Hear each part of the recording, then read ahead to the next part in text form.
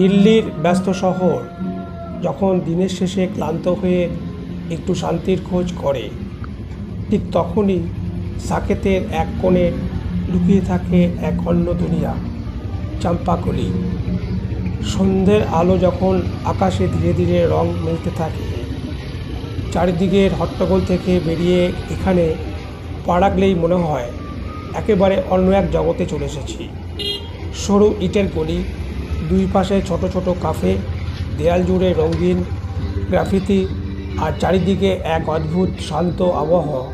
এটাই চম্পাগুলি। কিন্তু নামটা কেন চম্পাগুলি? আসলে একসময় এই পুরো এলাকায় সারি সারি চম্পা ফুলের গাছ ছিল। গরম হাওয়া চারিদিকে ভেসে বেড়াতো সেই ফুলের গন্ধ। ধীরে ধীরে সেই গাছগুলি হারিয়ে গেলেও নামের সঙ্গে রয়ে গেল সেই স্মৃতি। তাই আজও এই রঙিন গলির পরিচয় চম্পাগুলি। তবে শুধু নামই নয়, পরিবেশও এর আলাদা।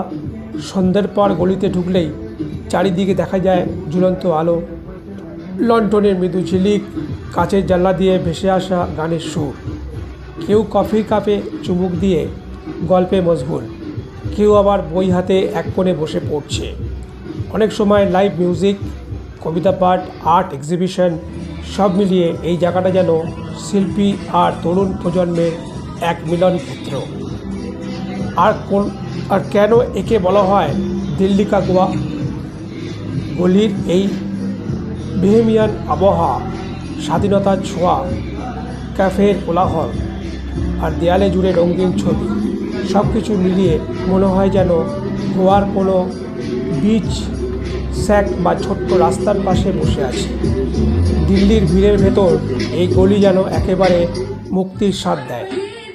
সন্ধ্যার সময় এখানে হাঁটতে হাঁটতে আপনি হঠাৎই হয়তো শুনবেন গিটারের সুর, দেখবেন ক্যামেরায় মুহূর্ত ধরে রাখা কিছু তরুণকে, কিংবা পেয়ে যাবেন এক নতুন কবির কণ্ঠে আবৃত্তি। প্রতিটি কোণ যেন ভরা গল্প আর রঙে। তো চম্পাকলি আসলে শুধু একটা রাস্তা নয়, এটা শহরের বুকে লুকানো এক টুকরো শিল্প, স্বাধীনতা আর আনন্দের মেলবন্ধন। দিনের শেষে এখানে দাঁড়ালে মনে হয় সময়টা একটু থেমে গেছে। তাই যদি সন্ধ্যার পর কখনো দিল্লির সাকেতে আসেন, তবে অবশ্যই একবার ঘুরে যান চম্পাকলি। হয়তো কফির কাপে চুমুক দিতে দিতে আপনিও খুঁজে পাবেন দিল্লি কা গোয়ার সেই আলাদা স্বাদ।